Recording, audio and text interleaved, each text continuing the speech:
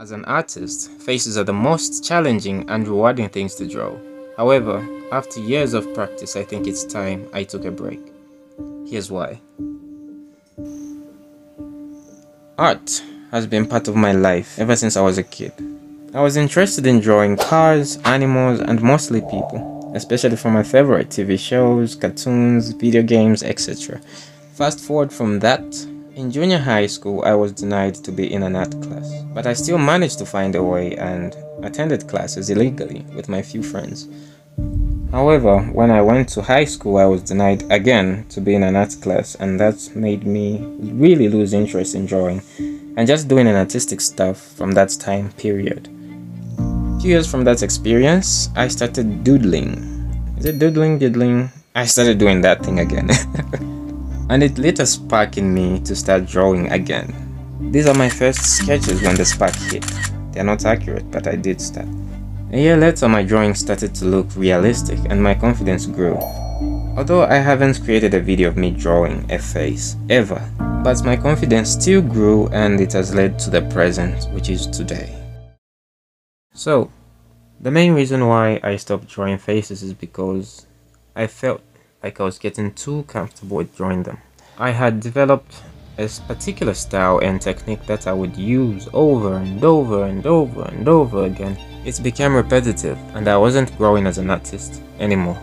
Another reason is that I was getting too focused on perfection. I would spend hours trying to get every feature and detail right. It became more about creating a flawless image rather than capturing the essence of the person. It was taking the joy of drawing out of me. And the last reason is, I couldn't make money out of it. There, I admit it. Here is a scenario of my experience. I would draw a famous person, a friend or a relative, for marketing purposes only. Then, I would receive calls or DMs like this. Wow, you're very talented. Your portraits are amazing. So how much do you charge for a portrait?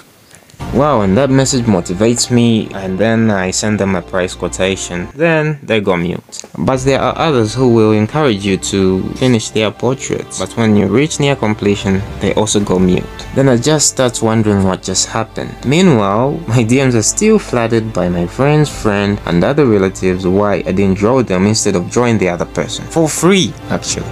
This is what most artists are passing through and can't speak out. So, what's next for me now?